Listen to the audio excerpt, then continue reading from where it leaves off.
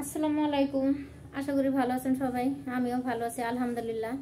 তো আমি উকিলের সাথে কথা বললাম তাহমিদের ব্যাপারে, যে তাহমিদরে এখনো পর্যন্ত কোনো কথা বলে না। উকিল ফোন দিয়েছিল, আমাকে বলছে যে তোমার বাচ্চার যে টাকা পয়সা দেওয়ার কথা ছিল, খরচ দেওয়ার কথা ছিল, খরচটা দিছে কিনা। তা আমি উকিলটা বললাম যে না স্যার, এখনো খরচটা দেওয়া হয় নাই। খরচটা প্রতি মাসে 5,000 টাকা দিতে চাইছিল।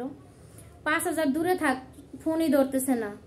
ফোন বন্ধ রেখে রাখছে। যার দায়িত্ব ছিল আমার হাজবেন্ড, তার বলছিল যে আপনি দায়িত্বটা নেন, আপনার কাছে পৌঁছাই দিব টাকা, আপনি তাহমিদের দেখাশোনা করবেন। তার নাম জুয়েল ভাই।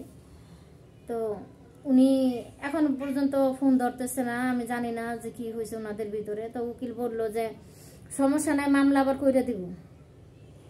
এখন মামলা কইরা দিব, এখন মামলা কিভাবে করব? তাহমিদের তো এখনো জন্ম নিবন্ধন হয় নাই, আমি এখন এই মামলা কিভাবে করব? তো আসলে আমি মামলাটা মনে উঠে বড় একটা ভুল করলাম, যে ভুলের কোনো ক্ষমা নাই। আজকে তো আমি মামলা উঠাইতে পারতেছি, মানে মামলা করতে পারতেছি না।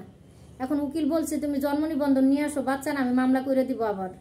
এখন জন্ম নিবন্ধন তো নাই। এখন জন্ম নিবন্ধন করতে গেলে এত কষ্ট, এত কষ্ট, এটা ভাষায় প্রকাশ করার মতো না। টাকাও যায়, আমও যায়, সালাও যায়। তো টাকা তো ভাঙবো, কষ্ট হবে। আজকে টাকা ছাড়া কিছু না, যেখানে যাব সেখানেই টাকা। টাকা ছাড়া কোনো কথা বলে না। টাকাও দেই, কাগজপত্র সেই ঘুরি, আজকে না কালকে, কালকে না পরশু, পরশু না তরশু, এরকম। তো আসলে অনেকটা হয়রানির শিকার। কি বলবো আপনাদের কাছে, এখন আমি কিভাবে কি করবো আমি ভাবতে পারতেছি না। যে আজকে নিজের উপরে নিজের খুব কষ্ট লাগতেছে, যে আসলে আমি কেন এত সরলতা দেখাই, কেন আমি সরলতা দেখাই। যে স্বামী 14 বছরের সংসার এক নিমিষে শেষ করে দিছে। আমি মামলাটা অনেক কষ্ট করছি, কেন আমি মামলাটা উঠাইলাম? আজকে আমার খুব কষ্ট হইতেছে। আমি আসলে মামলাটা কেন উঠাইলাম? অনেক ভাই বোন আমাকে বলছেন কমেন্টে যে আমি যেন মামলাটা উঠাই না, কিন্তু তারপর মামলাটা উঠাইছি। কি করলাম আমি? এটা অনেক বড় ভুল করলাম। তো দেখি আল্লাহ কি করে। আমি একটু জানাইছি যে আমি কিন্তু মামলা করে দেবো, যদি বাচ্চার খরচ আপনারা না দেন আমি মামলা কিন্তু করে দেবো। একটু ভয় দেখাইছি। মামলা তো সহজে করতে পারবো না এখন আর। তো আমি আমার বিষয়ে তো আর করতে পারবো না। তো ওইখানে জজও বলছিল যে আপনি মামলা উঠাইতেছেন, মামলা কিন্তু পরবর্তীকালে এই কোর্টে আপনি মামলা দিতে পারবেন না, এই মামলা দিতে পারবেন না। তো আসলে আমি বড় একটা ভুল করছি। তো আমার উকিল বলতেছে বাচ্চার যে ভরণ পোষণের যে মামলাটা, এটা করতে পারবো। সে গ্যারান্টি দিছে যদি করতে না পারি আমি কোর্ট ছাইরা দিব, মামলা করে দিব। বলছে যে দেখো একটু ধৈর্য ধরো, যেহেতু 14 বছর ধৈর্য ধরছো, এখন কেন পারবা না? 14টা বছর কষ্ট করছো না তুমি? এখন কয়েকটা মাস দেখো, কুরবানির আগ পর্যন্ত দেখো যে সে তার বাচ্চার ভরণ পোষণ দেয় কিনা। যদি না দেয় তাহলে মামলা আমি করে দিব, আর যদি মামলা না করতে পারি আমি ওকালতি ছাইরা দিব। তো আসলে আমার বাচ্চাটার জন্য সবাই অনেক কষ্ট পায়, যে এরকম একটা বাচ্চা, তারপর বাচ্চার বাবা তারা দেখে না। কারণ তার তো টাকা পয়সা আছে, সে কেন দেখবে না? তার টাকা আছে, পয়সা আছে, সে কেন দেখবে না? না দেখার কারণ কি?